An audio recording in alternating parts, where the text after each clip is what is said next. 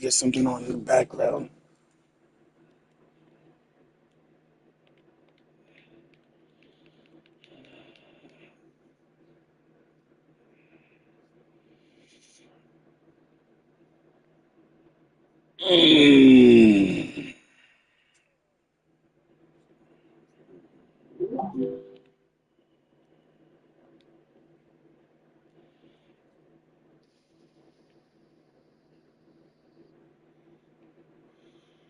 So, the first link of Boruto's To Blue Vortex Chapter 18 has been dropped by the team at Boruto, and the crowd has gone mild.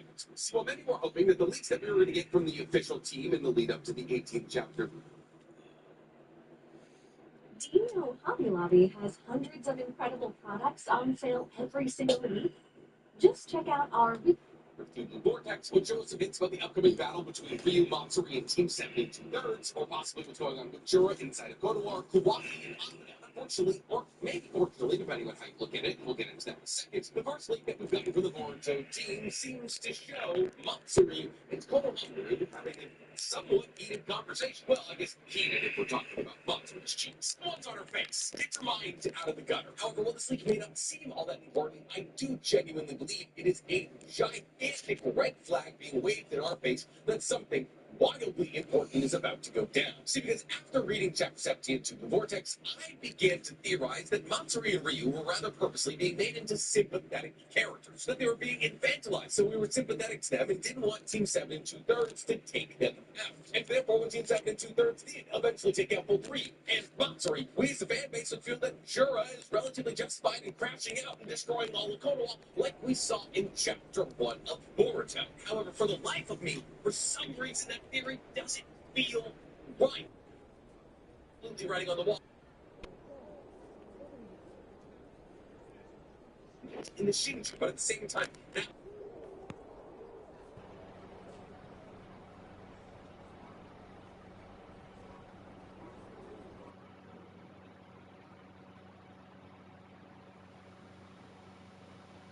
But the more I look at this thing, the more I begin to doubt that Ryu and Matsuri are gonna die at all. And if Ryu and Matsuri don't die at all, how does Konoha get destroyed? Well, today we're going to be answering those questions and a whole lot more, because today we're talking Boruto will save the Shinju. But before we talk about who Boruto will and will not save, guys, please, for me, like this video, subscribe to the page, and hit that notification bell. So, before we get too deep into theorizing about what we're talking about today, let's briefly go over the page. Oh, you gotta shoot that, bro. That's off timer. In this page, we see that Matsuri and Konohama are still sitting next to each other in this scraggly rock formation somewhere in the land of wind, having a conversation. And that conversation, seemingly, to us at least, opens up with Matsuri saying, I don't know why. I guess I was just really nervous. But as I started talking to you, I started to feel better. I wonder why. To which Konohama responds by saying, well, this is our first meeting, and that's how first meetings go. Conversations start out slow, but you get more comfortable. To which Matsuri responds by saying, I feel like I'm finally becoming my true self. It's so much fun talking to you. And Konohama clearly guiltily, because he knows what has to be done to this girl, who's very clearly crushing on him, and that he's actively manipulating. Says, I see. Of course. Yeah. Well, that's a good thing, which leads to the two of them sitting there in relative silence for a second. Matsuri looks over at Konohamaru, who's sitting next to him, and she for about 16 hours. Can I call you Konohamaru-chan? Which, for those of you who don't know, chan is a suffix used in the Japanese language to show affection towards the person you're talking to. It's a casual suffix that you would use at the end of a friend or significant other's name. Oh my god, would really? Usually have the suffix of ku, not chan. But still, 92 hashtag 191. If you were to put it in English, it would be the equivalent of speaking informally, dropping the Mr. from somebody's name and just calling them by their first name. And mind you, that's exactly what's going on here. Matsuri's as Konohamaru and not Sarakobi-chan, using his given name and not his family name. And thus this link seems to show us that the plan to make Matsuri fall in love with Konohamaru and keep her away from Ryu is working. perfectly. However, the reason that it's working perfectly is because Matsuri has true and legitimate feelings for Konohamaru, and therefore this being, who's essentially being set up as a moldable, childlike entity, is not only being given human emotions, but is also acting non-violently and in a way that's relatable. She's being written in a way very similar to Sarada and Tsumura, when the two of them talk about their conflicting interests in Boruto, and thus nothing about this leak or last chapter setting up... Yo, Ice, have I showed you my, the 610 that I'm working on with 96 dunk? What's so interesting? See, because let's say, hypothetically, Matsuri was just another person from another village. Kind of like Ada. Ada, when she was initially introduced, was set up as antagonistic. She was evil, and nobody was able to lay a hand on her, especially with Daemon protecting her. However, when it was slowly but surely established that Ada was just a 16-year-old girl with a crush on Kawaki who had loyalty to Konoha at the time, there was a path, specifically a path that was made possible through Naruto to bring Ada, and therefore by extension, I don't get how you Daemon, poked that out in the first Konoha's place. fold. And therefore people reading this chapter will say, oh, well, if Ada and Daemon were able to be brought into the fold of Konoha, why couldn't Matsuri and Ryu? And that's what makes this predicament so incredibly interesting. See, because while Ada and Daemon were absolutely brought into Konoha because they pose a threat too large for Konoha to deal with, and Matsuri and Ryu would kind of be brought in for the same reasoning, Matsuri and Ryu are a different case because Matsuri and Ryu exist in lieu of other established ninjas and characters in this story. See, hypothetically, Konoha said, hey, these two seem innocent. We should eliminate them. That would be Konoha and the Hidden Sand giving up on Shinki or Moegi ever coming back to life. At least so far as we know. And that's why it's absolutely wild that Ikimoto is currently setting up these characters who are supposed to be antagonistic as sympathetic, because fundamentally they have to be eliminated if we want the original characters back. But to get Moegi and Shinki and Sasuke back to life, these characters who are being set up as powerful kids who have just been molded by an antagonistic force in Jura need to be killed, something that Naruto would never dream of. And this is very purposely laid out for us in chapter 17. And Shikamaru said that Naruto wouldn't do this, but Naruto's not around. So I genuinely,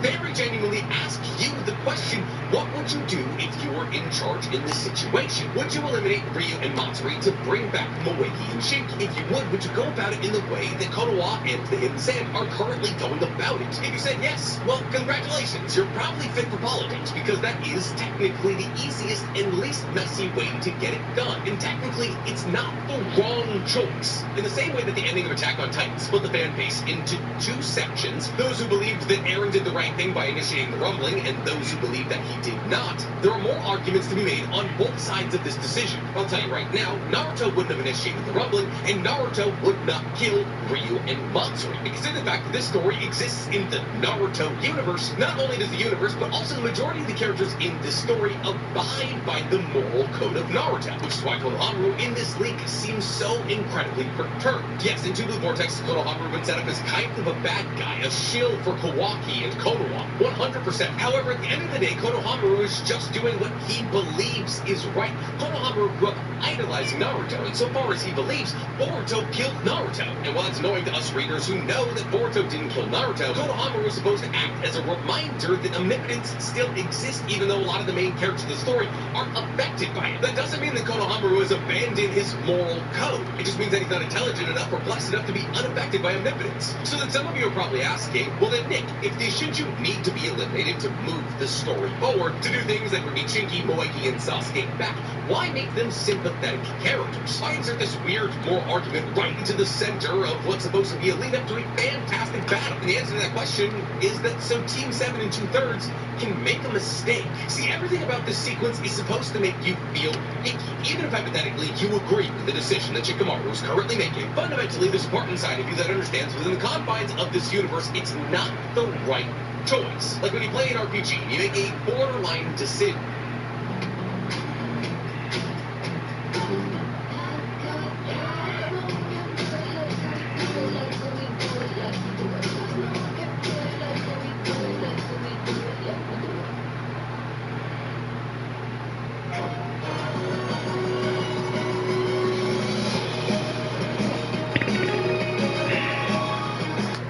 vision, and maybe that borderline decision lines up more closely with your personal values. Because the RPG wants you to be the hero, that borderline decision may actually divert even the best possible ending. And therefore, we understand as readers of the Naruto and Boruto manga that within the confines of this universe, all moral decisions should measure up to that of Naruto's moral compass. And anything below that is gonna have consequences. And thus, this is why Boruto actually isn't present for this whole lead up to this battle. See, well, obviously we can sit here and say that Boruto isn't with Team 7 in 2/3 because Konohamaru still believes Boruto is evil, and Kashin Koji told Boruto that if Boruto made a move, then Juro would make a move. But fundamentally, that plot point is no different from Himawari being safe within the confines of Konoha. Yes, there is a in-universe explanation as to why it's happening, but the subcontext goes way deeper. See, Himawari is safe inside of Konoha because Himawari and Juro's upcoming final battle shouldn't take place just quite yet. So we need to find a way to postpone that battle. As to why Boruto isn't present in this upcoming battle between Team 7 in 2/3 and Matsuri and Ryu is because Boruto is the new Can't throw it at him, bro. He has a 96 Naruto steal and he's after being 6'6". plucked away to the Dakoku by Kawaki. With a Boruto decent kind of became wingspan, the too. moral compass of this universe. Whether it was putting his life on the line to save Himawari or Sarada, pleading with Code to reverse the augmentations he did to the Claw Grimes instead of killing Code, or refusing to hurt any of the shinobi of Konoha during his prison escape, time and time again, even though Boruto is a lot edgier than Naruto, Boruto has established himself as a moral compass. A good person whose decisions are almost always going to make us feel as though he's making the right choice. However, Boruto is involved in this battle against Matsuri and Ryu, and involved in the treachery that's currently going on, he would be tainted as a character. And from a storytelling perspective, that would be disadvantageous for Kimono. This is also why in Chapter 17, we see that Boruto is woefully unaware about what's happening with Ryu and Matsuri. See, Boruto in Chapter 17 is trying to get information out of Kashin Koji, but Kashin Koji is very purposely not telling Boruto what's going on with Team 7 in 2/3. And in fact, it's very clear that Kashin Koji is coordinating all of this without Boruto's input, based on the general premise that the more Boruto knows, the more divergent the futures become. And thus Boruto has rather purposely been separated from this entire situation, thus sullying only the names of Konohamaru, Kashin Koji, and the rest of Team 7 in 2/3. Now, that's Bro, I haven't met you on pass act. Let me make that Say pass. that Konohamaru's name has already been besmirked in the Boruto timeline, simply by the fact that he's found himself more aligned with Kawaki than he has with Boruto. And you can also make the same argument for Mitsuki, but Mitsuki recently underwent a character development arc where he not only took out Kawaki, but also had a battle against Boruto that led to him realizing that Boruto may actually be his son. And thus, if we were to have Mitsuki sully this goodwill that he just garnered a couple of chapters ago by tricking this infantile being in Ryu into surprise combat that Ryu didn't see coming, that'd be a weird character shift for both Sarada and Mitsuki. Now, the possibility of Ryu being eliminated is slightly higher than that of Matsuri, and not just because Matsuri's a girl, because Chapter 17 did go out of its way to set up Ryu as a relative threat, as Ryu was incredibly grateful that both Sarada and Mitsuki were nice to him, as he was determined to destroy all shinobi that he ever came across. You can throw those away, Very baby. clearly demonstrates to us that Ryu is just a child, an incredibly moldable child who can be bent to the will of really whoever's around him. While that child does absolutely have the potential for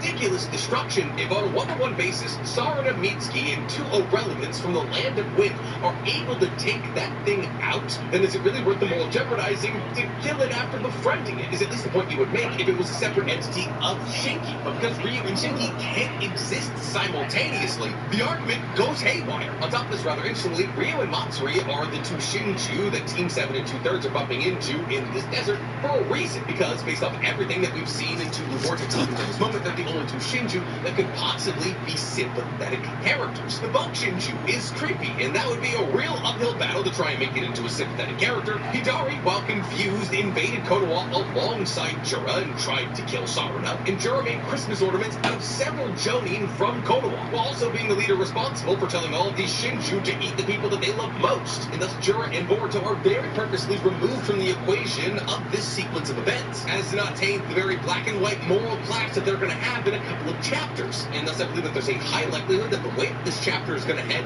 is going to share an eerie resemblance to Shikamaru's second light novel, Shikamaru Hiden, A Cloud Drifting in Silent Darkness. See, in this light novel, the daimyo of the Land of Stone comes to Koritsuchi and essentially says, hey, if you guys aren't going to fight any of these other hidden villages, why am I giving you guys so much money? And this essentially forces Koritsuchi to try and start beef with the other hidden villages. Thus Koritsuchi decides that the best way to start the Fifth Great Shinobi World War would be to push Konoha. See, because even though there's an armistice between all of the hidden villages and peace has been established for nearly a decade, Konoha technically hasn't stopped from the development of wartime tools, things like the Shinobi Gauntlet. And thus Kortuchi and the Hidden Stone demand that Irakonowa stop developing these weapons or share their findings with everybody else. Otherwise, the Hidden Stone will have no other choice than to start a war against Konoha. Now, at this point in time, Naruto's already Hokage, and Shikamaru is his advisor. And thus, the rest of the story basically involves his building political tension as Shikamaru tries to get the entire continent together for one big old meeting. Until eventually Shikamaru does call an entire continent-wide meeting to talk about the possibility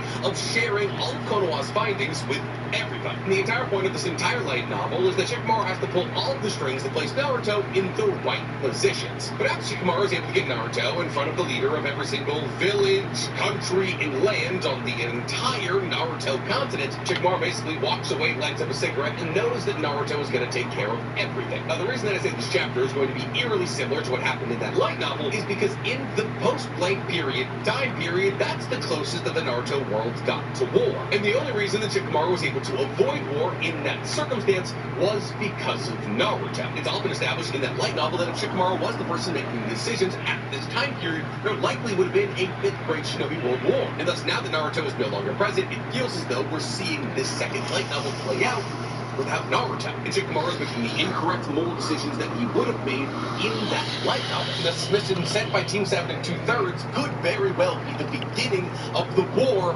between the Shinju and Shikamaru's. However, like I established earlier in this video, I don't know if that's the only possibility. See, because while I absolutely do believe that there is a possibility that both Ryu and Matsuri are cut down by the likes of Mitsuki, Sarada, and Konohamaru, and we feel so lucky about it that we feel as though Juro possibly crashing out and destroying Konoha could be justified. That leads to some interesting moral arguments, and the Naruto IP has always been about interesting moral arguments. However, we've always had a pretty clear indicator on what the right side of that argument was, and it was whatever side Naruto was falling on. And while say what you will about Naruto being slightly disingenuous to what he preached over the course of his story, at least he was consistent. But in this circumstance where this moral argument does begin to take place, you wouldn't necessarily be wrong for siding with the bad guys, and that's just inherently non-Naruto-like. And thus I feel there's a real possibility for Boruto to truly, once and for all, fill the shoes of his father as he breaks onto the scene to save the lives of both Ryu and Matsuri. And while it may not be forever, it could be at least long enough to try and figure out an alternative solution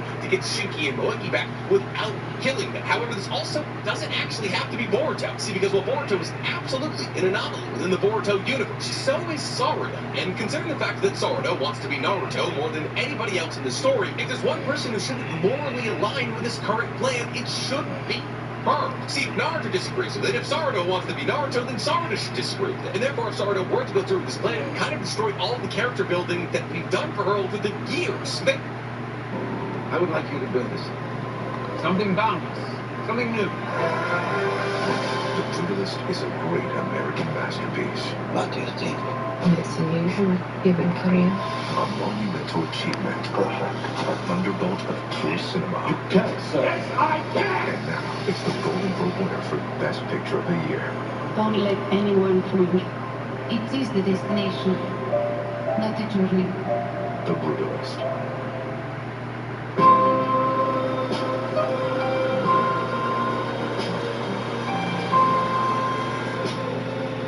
Not today.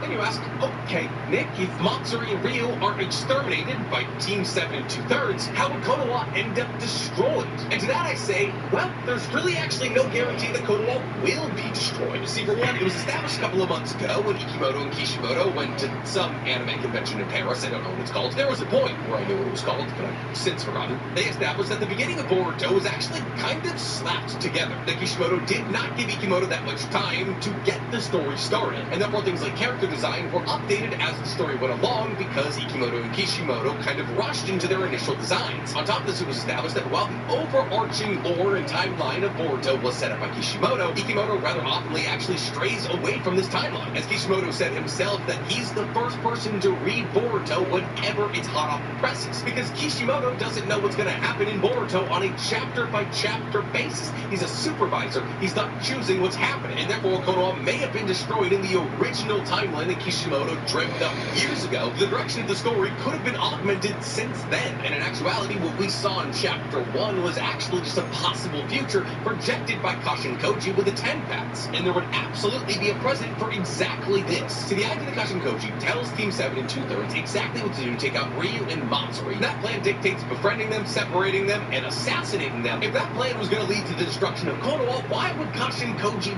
do it in the first place? Now, yes, the Ten Paths is by far and away not the Almighty. In fact, it seems as though sometimes the Ten Paths is more of a hindrance than it is a help. But it's been established by Kashin Koji that Boruto is somehow walking some kind of tightrope through all of the worst possible futures towards a future that sees the world surviving. And if Boruto is this anomaly that makes sure all the bad possible futures never come to fruition, wouldn't it also kind of track that Boruto would step in on a possible canon event type thing that would lead to the possible destruction of Konoha and ensure the best possible future came to pass? Now, you can also make the argument that Boruto's absence from this battle proves that something bad is about to happen, and I really couldn't fault you for that. On top of this, there's a solid possibility that in this upcoming chapter, Ryu sees Urea and Yodo. Something within Ryu either tells him to befriend them or attack them. And there's also the possibility that Team 7 in 2/3 is going to have the more argument of they attacked first as to why they wiped out Lee Shinji. Genuinely, who's to say? But to me, it does not feel as though Shikamaru and Konohamaru's plan is going to go off the way that they intended. And thus either Boruto or Sarno will step in to make sure that the moral compass is not broken, to lead to an alternative future from the one that we saw in Chapter and Episode 1 of Boruto, or the Shinju's could initiate the conflict of Team 7 in 2/3 will be left with no other option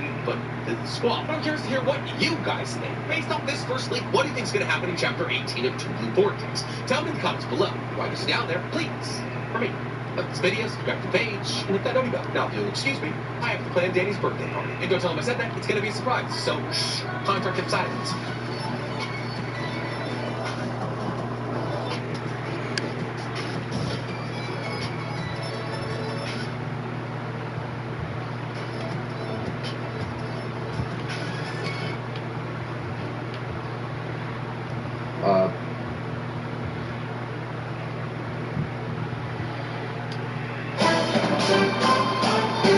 Some people just know they can save hundreds on car insurance by checking Allstate first. Alrighty. Who's ready for my famous charred duck? Like, you know, to check the mascot first before bringing food to a tailgate. Hook this baby.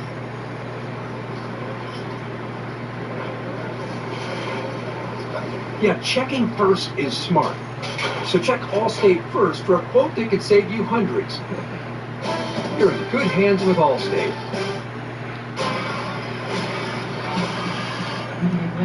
Everything's fine.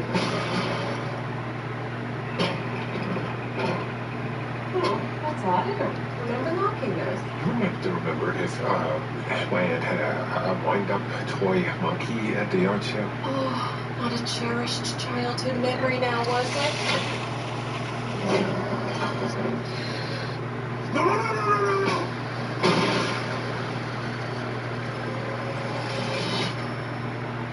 The coroner said it was an accident, but it was no accident. It was a monkey. When I was a kid, my twin brother and I found something that loved to kill. I did everything I could to make it go the fuck away. But it had other plans. 87 ball handle, 85 3 ball, 85 driving range, 83 speed ball. The monkey that likes killing our family. It's back. It must be vanquished. Why don't you vanquish it, Mobile?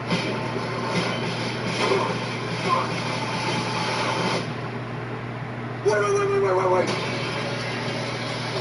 We have been chosen to witness its power over life and death in its most devious ways.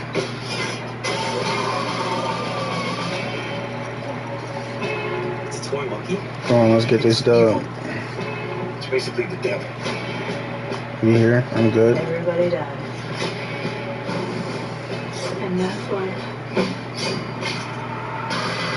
I'm there. We out. Finish that, come on.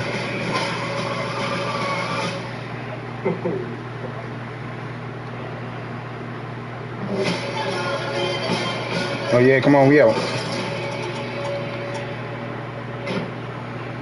Come on, let's go. Ladies and gentlemen, welcome to this episode of the Wrestling is Cool podcast, the coolest We here? podcast on the planet. Oh my God, that should be another steal.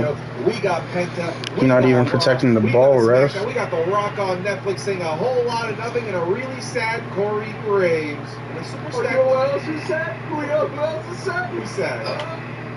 Oh my God. Charger fan. Oh. How the fuck that shit even go in? We're literally 5 seconds in, brother. Hey! Boo you suck. Welcome back to reality. Welcome back. Put me down at the bucket. It was like crashing back down to earth. It was, like, right? oh, this is what it was really supposed to be like the whole time. You're like the little Santino brother thinking you were gonna win. We were. The Chargers were Santino in the Rumble 2011. You're right. Yeah.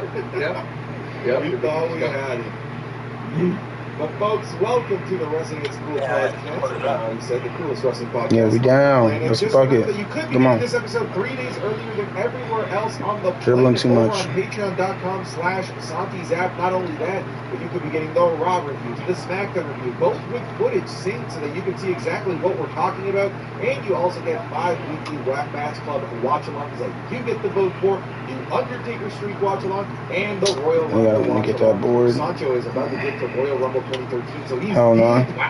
deep into. You got options, slow it down. Almost getting towards the end. How's that been, man? Watching all of these. Oh, that's very late, slightly It's been slow. awesome. Say that. I always say this, it's a great way to figure out like who's in the main event picture, who's getting pushed, who's like the up and coming. Let's go. That's Hall of Fame Dimer. And you see just the bad booking as well. It's like everything encapsulated into one little nice, hefty 1 hour meal. And I love it. And by God, the amount of times where you think like, imagine if you're in the woods, Santi, and you're sitting there quietly eating a nice little picnic, you're looking out to the serene sunset, you hear the birds, you feel the wind on your skin, and you're touching the grass, and all of a sudden you see, whoa, just out of nowhere. Oh my fuck! How the fuck you even get that? I'm down low. I'm down low. Oh, you good? And then when that whirl music hits, it just hits you like a ton of bricks, dude. And it hit me like a ton of bricks in 2012. I'm like, oh, who's number 30? Whirl. And dude, it's so. And Big Show in the Royal Rumbles is the worst. I hated every single time he went out there because it was always the same formula with the Big Show in the Rumble. Yeah. Oh no, how will they ever get him over the top rope? And they do every single time. Every single time they get him over the top rope. I hated the Big Show in the Rumbles. People think Throw I it just up. hate the Big Show. You're right. I just do. I just don't. Shout like out to the one in the I don't chat. like his theme song. I don't like his singlet. I don't like anything about him. The Wow, character. you want to sing. So yes, on Patreon we're on episode 22 coming up soon, and it's all in the collection. Like literally, it's all there. And the same thing with Taker Mania. How's Taker Mania? Good, man. I just finished watching Taker versus Ric Flair. Way better than I remember. Way better than I remember. I should have passed out. That's on me. My fault, center. I sold. I should have passed out. He's not gonna hit that. He's gonna shoot that. Or the rundown.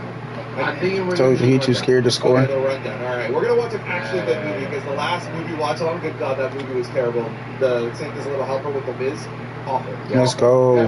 Good shot, boy. We're gonna try to do it every last Friday of the month after SmackDown. That's the plan. But let's jump into this, man. Lots to talk about.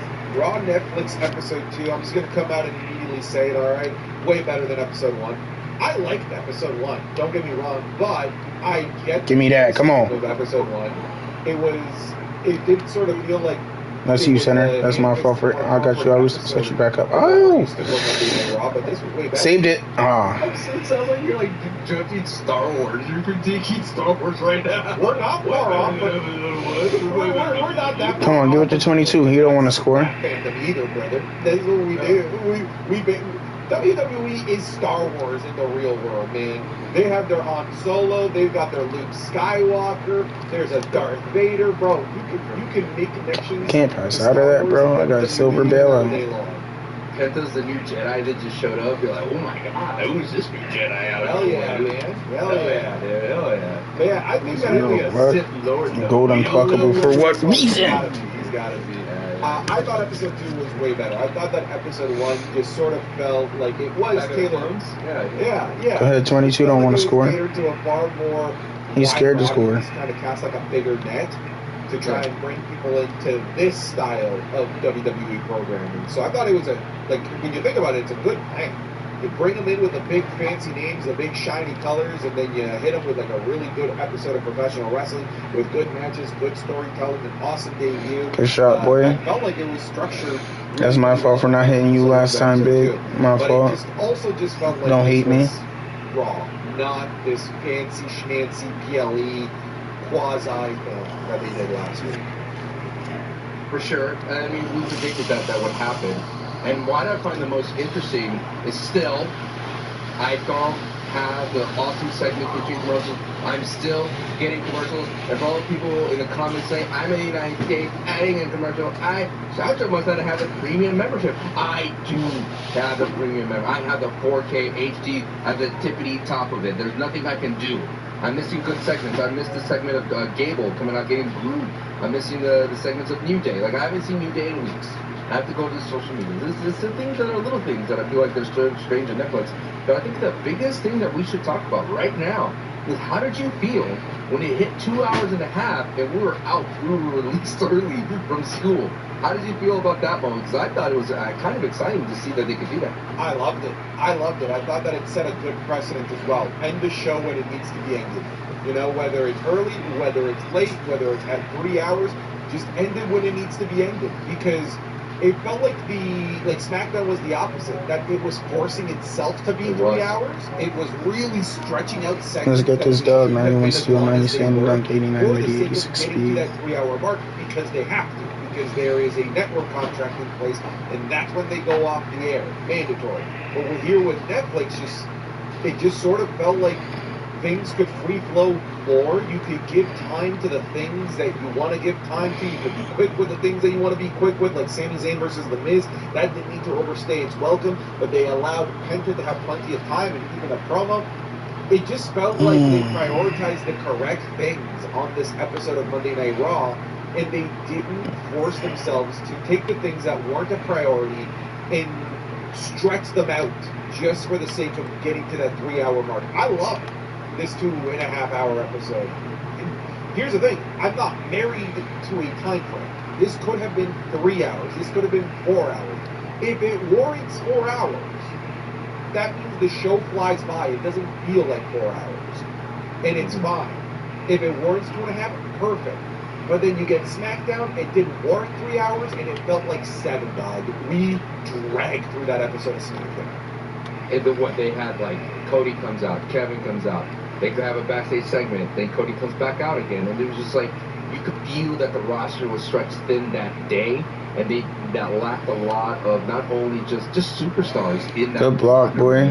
The segments good block. where you would have, not even a block. I call it one of the biggest sins that episode, if I was judging an episode of wrestling, is when a talent comes out, entrance, promo, someone interrupts, entrance, promo, another person interrupts, entrance, promo, another, and then commercial, promo, they brawl, and now we have a fight. So it's like drawn out extra stuff when you just want to get the fight. And I'm talking about the women's fatal forward from the number contender. So that's always one of the greatest sins. But back to this Monday Night Raw being 2.5 hours, it felt like to me like it was somebody who knew what they wanted to get out and wanted to say, and then they said it and they were able to pull the cord.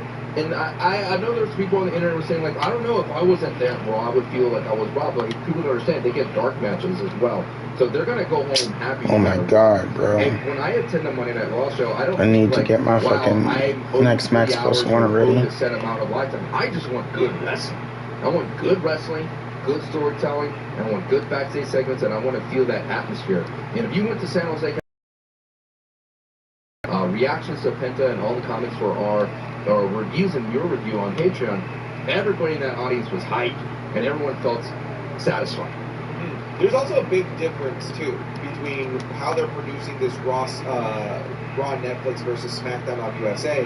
When you go to a live show, if you go to a SmackDown, when they're on commercials, you are also sitting on your hands. they aren't doing anything. They aren't getting promos. They aren't getting backstage segments. But here on Raw Netflix, they are. So the people allowed in the arena are getting more of an experience in a shorter amount of time. So I don't think that if I bought this ticket that I would have felt shortchanged or anything like that. If anything, I just would have felt like my time felt respected a little bit more. Right, because during those times, what Santi is talking about is essentially like Jey Uso will come out, his music would do his entrance, and then they'll go to commercial, and then they'll fade the lights, and he'll just sit there, and then they'll show whatever, a recap or whatever, and then he's just sitting there waiting, and then when they come back to commercial, they raise back the music, and then he goes back to do his thing. So there's a lot of those moments that you kind of have to sit there, and like you always said that you are just an extra for the live production, but in the Netflix, it's so interesting to me. If I'm at home and I'm getting commercials and I'm missing, if I'm an American at home, and I'm only saying that because right now there's a good chunk of us that are experiencing commercials during Netflix commercials on Raw, then I would say maybe it's worth going to Monday Night Raw so I don't miss these segments. What if there's a segment that I interview or a promo that I want to see? Because I did not see Penta and Ray talking about, hey, that Penta, man, he really deserves to be here at Raw. I didn't see that at all. I didn't, and I only had to keep up with the social. So it could be a selling ticket as well to go back to a live showing of Monday Night Raw. And that was also, as far as I know, the New Day's first proper promo ever since they turned heel, and they was on commercials for you guys, posted on socials. That kind of sucks, but I almost feel like they're kind of handcuffed to just wait on the New Day until they decide what to do with the freaking War Raiders in the tag team division, because that is the last time I need the War Raiders and Damian Priest. Never again. Just look, they're giving so much tender love and care to the SmackDown tag team division, and it's blossoming. It's actually working. Now, I'm like, ooh, I actually want to see Berto and Angel. They're actually talking backstage. They're actually characters now. Now I'm seeing what they're all about, and we're seeing this because the tag team division is being given tender love and care, and it does start with DIY being the tag team champions, being in the tag team division, and they haven't done that with the Warriors, and I feel like until they do that, the New Day is just going to be relegated to this, not being able to capitalize off of the incredibly hot start to their heel turn. It's diminishing. It really is, not just in terms of their lack of substantial feud post heel turn, but just their lack of meaningful TV time as well. I know we're scooting around, so I wonder, would you want them to be more like the Outsiders? How they were just such a force of nature and changing things and causing chaos? Because I feel like when... Oh, I've lost... Talking about it... Oh, no, he's... Yeah. I lost it for a second. You're back. So I'm saying, be a force of nature like the Outsiders, where they just cause a ruckus, and I think you're right. I mean, the handle was so hot, it was too hot to handle for, I think, booking-wise, because they didn't understand what they had on their hands, that they made this big switch, and everybody was talking about it on the socials, and all of a sudden, they're just getting booed like Dom. But I wanted them to get physical, man. I wanted them to feel like a threat, and they're not a threat. We'll see. I mean, they got in-ring action next week, so hopefully they can solve that out, but I think what you're saying is when a 2.5-hour Raw... Bro, that's not a reach. I don't know. Missteps a little, right? Is that what you're saying about the Warriors? Because I'm trying to connect that there. Yeah, I mean, I'm talking more so about the tag team division in general, right? We're seeing the biggest names of the tag team division on Raw being relegated to not appearing on the main show of Netflix, appearing in the commercial segment for you. Right? Yes. So it's almost like, A, we don't have enough or anything interesting for the tag team division for the main portion of this 2.5-hour show.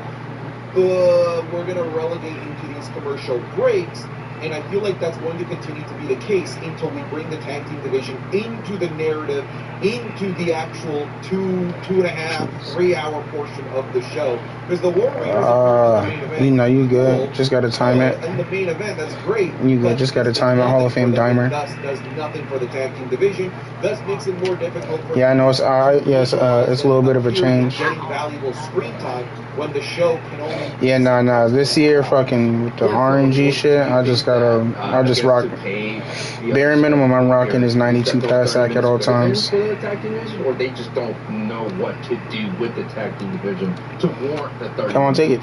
Go ahead. Sure, but clearly there's nothing good enough on the table to warrant it. And I'm good with them not. Nope. Come on, we out. Just doing something ham-fisted, something lame, something that actually isn't very good, just for the sake of getting 3 hours.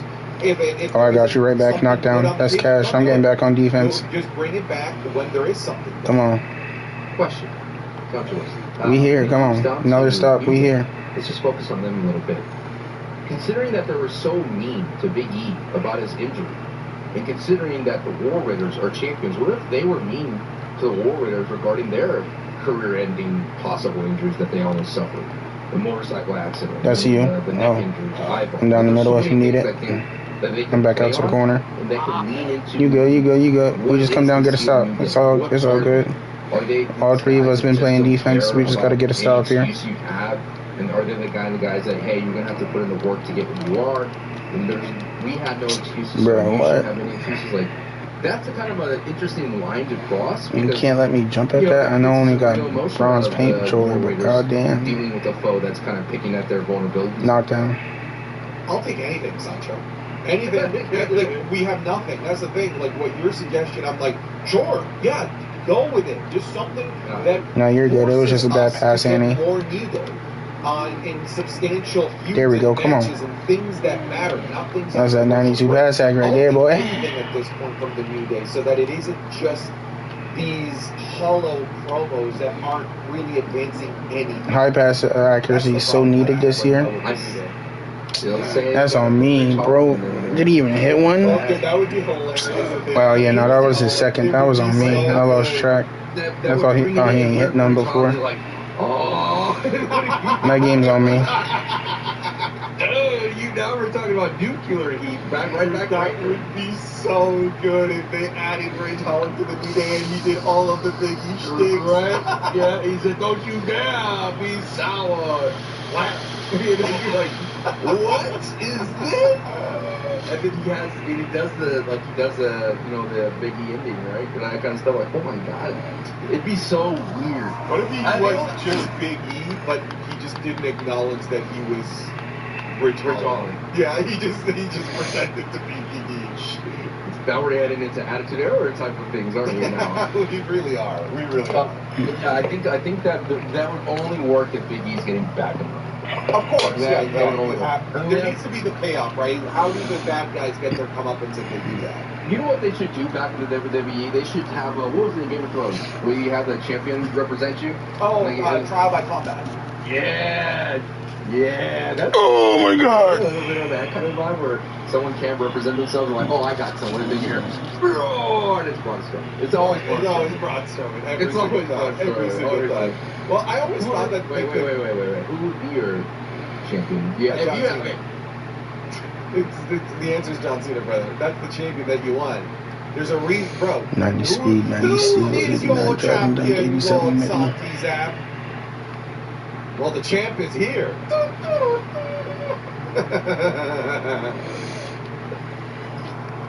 Oh, how it is, brother. God, dude, you no hesitation, brother. Right off. Dude, I had it in the holster, ready to go. God, what about you? Yeah, okay.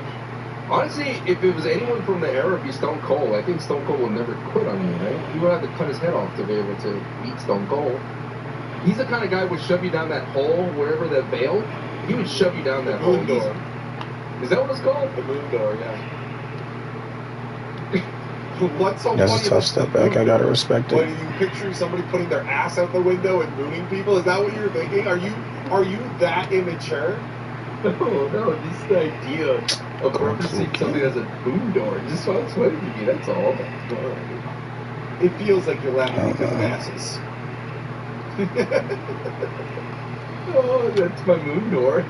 Stay away from my moon door. Well, in that 2-hour Raw, or 2.5-hour Raw that we had the debut of Penta El Cero Miedo. debuting against Chad Gable. Sure, he can shoot that.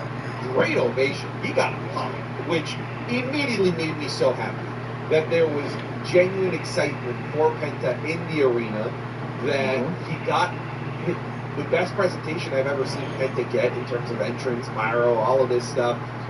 More than anything, too, did you hear the commentary about Penta? Like, they were so enamored by the fact that WWE signed Penta. They were talking about the fact that it was such an honor to get to see Penta work in the WWE.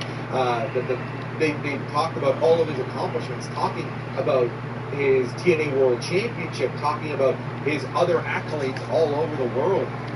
I thought it was this was a stark difference. Like, seeing Penta debut in WWE in 2025, I try to envision what this would have looked like in 2017 Sideshow.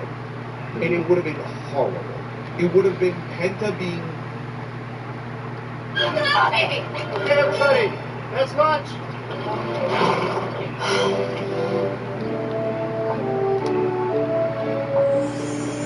Mud mask?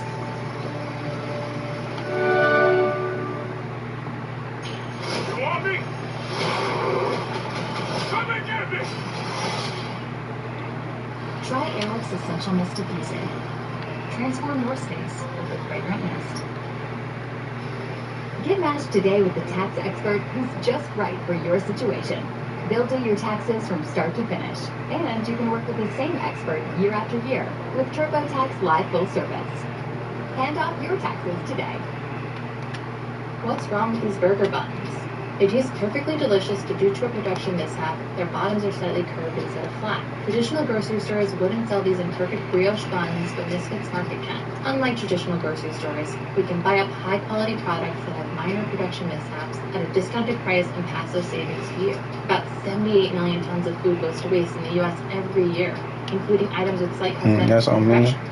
You can shop these brioche buns and other high-quality Misfit and excess groceries at Misfits Market. The I think online that's the grocery store second with three. I got to guard up on that. we work with farmers and producers to rescue food and offer them to you at a big discount. Sign up today to get fresh, high-quality groceries delivered right to your door.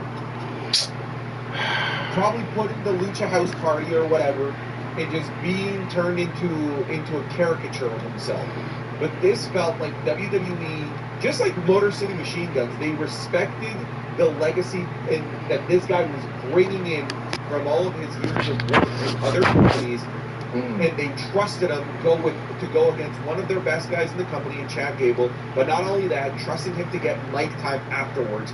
That to me was like the official sign, sealed, and deliver lamination that WWE has a ton of trust in Penta.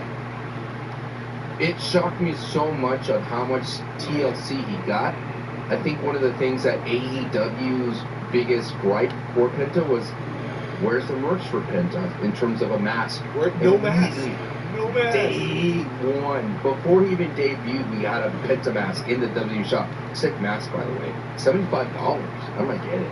It looked really cool. Yeah, and the it's on back order till the end of April, brother. Really? Yeah, Oh my God. end of April. If you order it now, you might not even get it until May.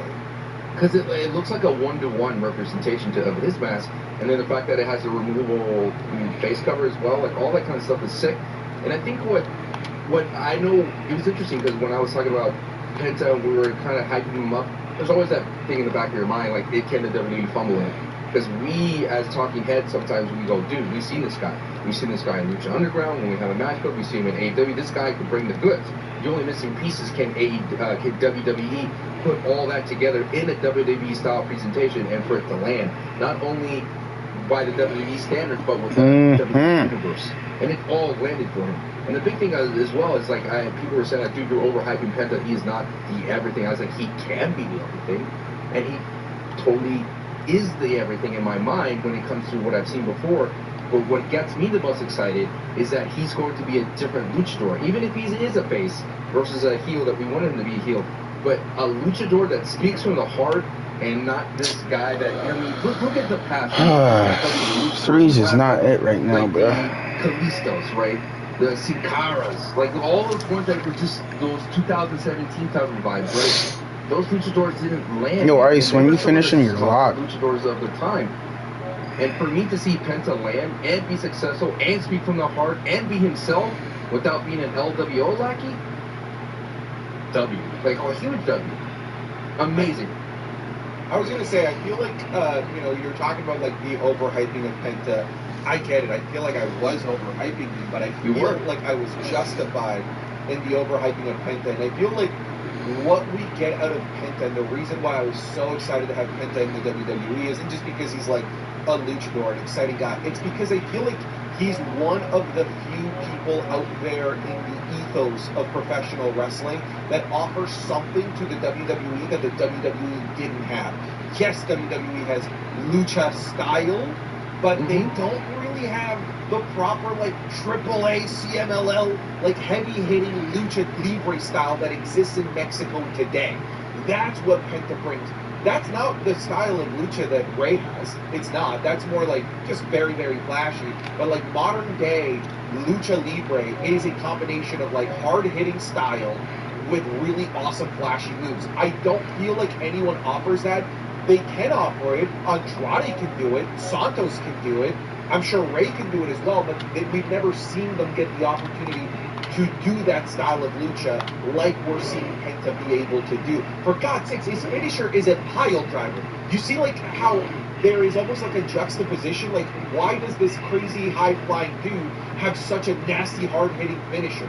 That's the style of lucha that exists today in Mexico, and Penta personifies it perfectly, and no one in the WWE is playing that role. So he actually offers something new, something unique to the WWE main roster fan base that, I know Aleister Black is likely coming back to the WWE, but we have Aleister Black I just gotta get a stop. in the WWE, people that wrestle like Aleister Black, but no one like Penta. No one like Penta right now. And I think what works so well with Penta is the same thing with Rey Mysterio. I mean, what makes Rey Mysterio so great is that his lucha style can work with any of the current WWE roster, right? And Penta's lucha style could work with any of the WWE roster. I mean, Chad Gable is a perfect personification of that. It's not necessarily like a Sin Cara type of situation where he needs a dance partner. He needs someone to do the same kind of lucha moves. We saw a hard-hitting match between Chad Gable and Penta that was basically two wrestling styles mixed together perfectly. And so now in my mind, I'm like, all right, cool. Alright, so he starts over dribbling. He's just running to the rim. Gunther versus Penta. Dude, I'm not even kidding. Even if it is just a filler match, let's say, and we know Gunther would win, let's say he retains past WrestleMania, if they were to do Gunther versus Penta for the World Heavyweight Championship at this Backlash that's rumored to be in Mexico City, brother, first of all, imagine the hilarious shit-eating grin promos that Gunther could cut. It's Penta, you say you have no fear, Penta, but you haven't ran into the ring, General Penta. It could be so good, especially if it does end up being in Mexico City. No fucks with it. And what people got a glimpse of as well is the selling of Penta. Penta is a great, charismatic, underdog, like I'm about to die type of luchador. That you're like, dude, please just give up. That's what you want is like, he's the kind of guy that's knocking on death's door. I need a +1 on my challenger apparently. And there's matches in AEW, and I have to give my kudos to AEW here because he's the one that kind of pushed Penta on the map for me. I always knew of him in Lucha Underground, but that's past Lucha Underground's time. So when he showed up on the scene in AEW, we had this match on the Match Club. That's tough. I fucks with it. GG's. And it was a cage match. And I remember I ain't even tripping. I shouldn't have missed that first shot if I don't want to deal with it. And I did not know anything about the Lucha Brothers and the Young GG's. Bucks. And the fight that they put on the GG's. I shouldn't have missed that first shot if I didn't want to deal with that. They said all the flippy stuff. Yes, they had the synchronizations of like Canadian destroyers and all these swantons. Nah. You name it. They threw everything at them. But don't put more in every AEW match. Nah, I got too much pride to rely on that. I got 96 post control, but it's really just for the unfuckable. I use that shit if I get in a bind. And that may turn some people off. But there's moments in that Penta match with his brother Ray, who's rumored to come soon. Phoenix, Ray Phoenix, where their masks are torn to bits. And there's a moment Penta's mask, his eye is like exposed and his face is bloody. And you're like, good lord. And they're standing in front of each other like to protect each other from the Young Bucks finishers. You're like, Yes. And that is what I'm so excited for, that's a level of not only, you talked about the strong stuff, but that level of selling, that level of in-ring psychology that I'm so excited for Penta to bring. Because imagine. Shout out to the one in the chat right now. Torn mask, because Gunther would probably try to rip his mask off. That's the kind of stuff. Yeah, that's the kind of stuff that I miss from those Ray days, man. When Ray was in his prime, and he would just be up against like last gasp, ready to give up, and he just turns it on and finds the Bushido inside of him to be able to get the victory. And it was really cool, man. It was a small glimpse of what we saw. But I still think the shocking thing is that they gave him the microphone. I was like, wait, he's not only gonna be in the middle of the ring, cut a promo with no like vignettes or no subtitle vignette, nothing. They let him go. That's where I was like, oh, WWE gets it. One, they understood that they were in front of a large Hispanic audience where, you know, hey, they read the room appropriately. Except with Hogan. They did not read the room with Hogan, but they read the room pretty well with Penta. They're like, yeah, man, go out there, introduce yourself, talk in Spanish, it's going to land. And it did, man. The crowd was eating it up. And I feel like people at home were eating it up as well. Oh my God, let me get to the rim on that. The overall initial treatment of Penta. And if I'm a pending free agent from AEW, if I'm an Aleister Black, if I am a Ricky Starks, rather I'm looking at this and I'm salivating. Like, this is how we're being treated. They're not ignoring our achievements from other places. And even if it's like, man, what if they send me down to NXT? Look at what they did with Ethan Page, brother. Like, there is just a very clear-cut respect for the accomplishments that you've done in other places, and it's going to translate into WWE. When before, it was like, oh, cool, like you were this monster badass, cool, you're the Funkasaurus now, good luck, brother. Oh. That's what happens now, that's what you get, you know? That's the previous regime of WWE, but now we have Jade Cargill, we have Ethan Page. Look at what they did with Lexis King, dude. He was an absolute nobody in AEW, getting no time.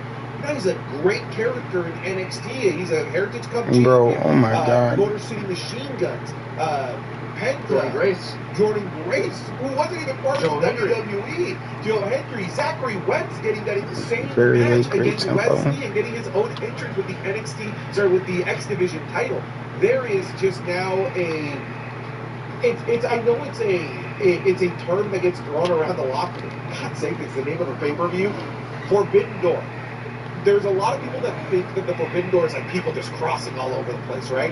I feel like the WWE's version of the Forbidden Door is open, which is the ability and the desire to want to work with other organizations. We've seen it with TNA. We've seen them send people to GCW. We have Omos over at Yellow Wrestling. Killing it over there. But it's also the acknowledgement of other wrestling organizations existing, and when characters flow into the system, acknowledging their past.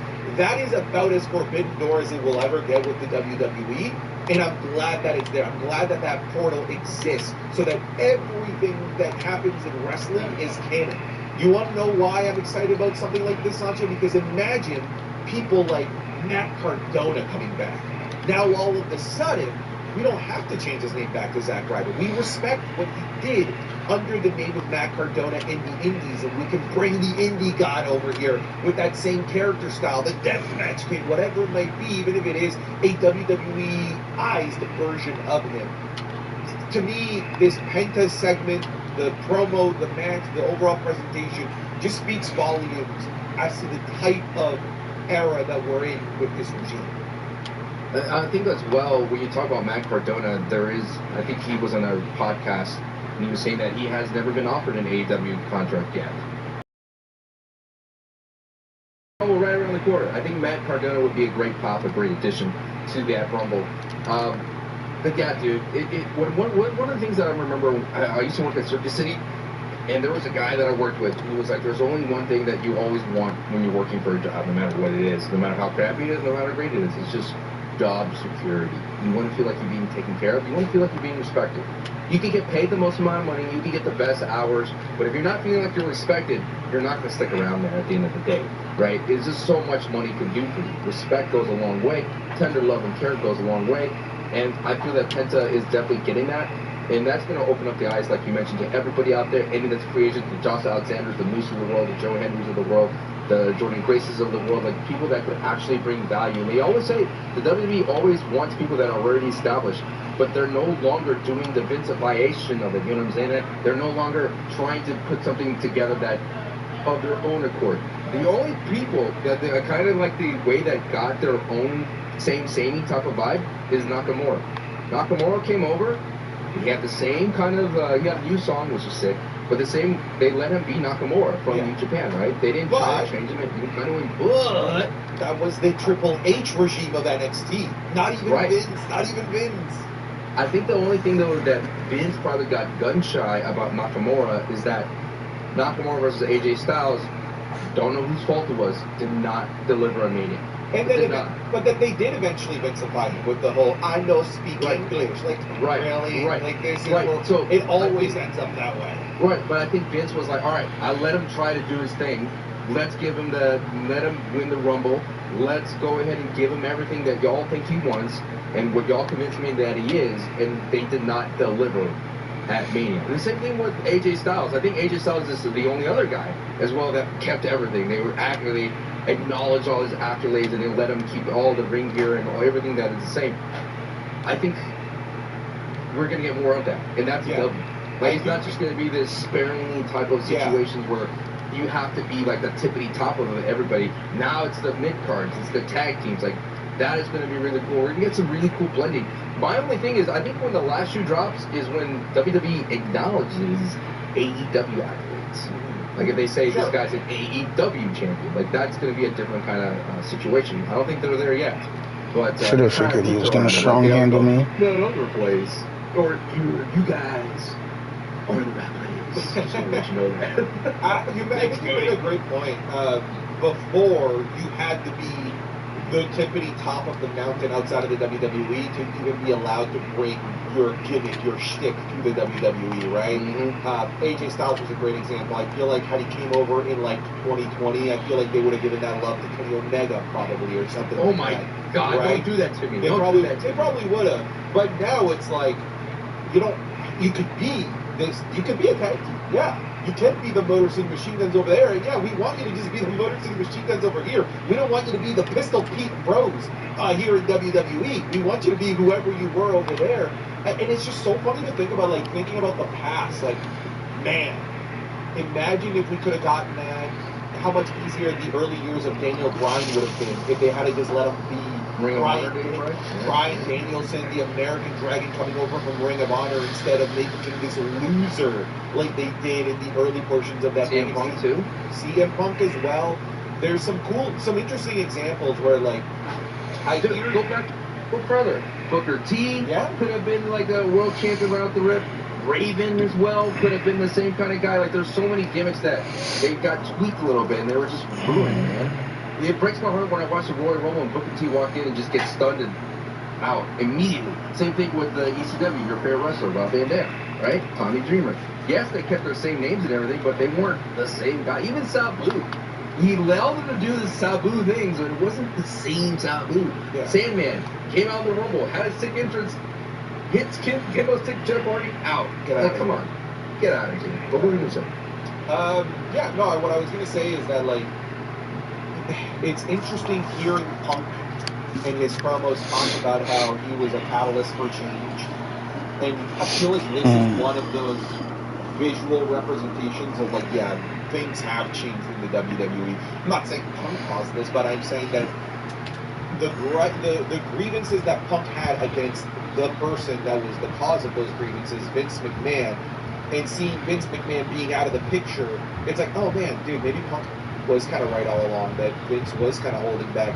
Maybe he was the millionaire that should be a billionaire, as he did end up becoming a billionaire though, but you get the sentiment. There was a lot of things holding back that company, and I think it all started with Vince McMahon, and it just makes me happy to see how the type of treatment is probably going to trickle down to more things down the line over the next several years when more stars come over. Do you feel that I know, I'm not trying to make it about AEW, WWE, but when AEW takes WWE talent. I mean, they do put them in great, strong positions. I mean, most of the WWE talent are champions in AEW or have touch gold. I mean, you got to say the most successful AEW or WWE to AEW is John Moxley, right? Like, John Moxley is the guy that's at the top of the mountain. You do have great examples of downgrades from Edge to Cope, and there's some things that haven't worked out, but I don't think it's necessarily an AEW issue. I just think that sometimes you hope when you're transferring from WWE to AEW that you get to show things that you weren't able to do, you did not at my time. And I think great examples are Shelton Benjamin, the entire Hurt Simmons kid with MVP and Bobby Lashley. Like, their guys are doing well. Swerve Strickland, another great example of a guy that's doing really well coming from WWE. I think Ricochet is finding his footing as well. Mercedes Moné is finally coming around and finding her own as a CEO, right? There's some great examples of WWE talent working in AEW, and then there's also some examples of a little bit of a downgrade of what they were at in terms of level when it comes to their WWE status. But we have to give credit to AEW. They started this trend. They're the ones that created the, like, hey, yeah, you made your name somewhere else. We're going to piggyback off the name that you built. Mostly because they don't have the legacy to be able to, like, hey, we're just going to restart you because this is the WWE or this is AEW, how we do things in AEW. They have to piggyback off of the legacies that have been created in other places in order to be able to get the most out of their programming. But it's a good blueprint for the WWE to follow, and I feel like it's working like a charm for everybody now, but you have to give the flowers to AEW because they started this trend. It did. I mean, there were... This is aggravating. Back during the days where when WWE talent was losing to WCW, I think the reason why it was different during those days because it felt like the WCW were Bro, let me block that. The big names. And they were stealing like the Kevin Nash. They were stealing Scott Hall. They had Hogan. They had Ric Flair. And then WWE was scrambling, and they were losing the money. Bro, how's that so much? And it took that's not at least a contest. I mean, I don't get it, Chad. Popped on the scene. That's when the entire Monday Night Wars changed. But I don't know. That's the thing. The difference between WWE and AEW is I don't know if they were competing. Like, it's not the same as WCW and WWE where they were going blow for blow. They're trying to hold on to it. AEW is, like we talked about before, is regaining their footing. And with Kenny Omega back, I think they could definitely bring the eyes back with a max deal as well. All I know is we're in for a treat, man. If you're a free agent, you should be able to be happy that there's two places you can go to that offer the same amount, almost close to the same amount of money. Dare I say AEW may offer more for your talent, but it's so good, dude. I wish Speedball Bailey was in the WWE, man. I know most likely he's going to AEW, dude, but Speedball Mike is so sick, dude. That guy's awesome. He's awesome. He absolutely is fantastic. But yeah, man, it's a new era, a Penta era. Dude, I love Penta. Netflix. Are we gonna start doing Penta voice now? Well, it's so cool to me because I think the biggest thing about Penta that he said in his Spanish was like, I am proof that a Mexican can succeed. Like, hell yeah, dude, that's awesome, man. As a Mexican American myself, it's like this. Yes, you're at the tippy top of your game, and I know that people love to dumb down things like, oh, now he's a WWE soldier and he's proud to be there. He's like. He's working. Let him work. Let him work, dude. The man's got his paycheck, he has family in the front row, and when you see that his family takes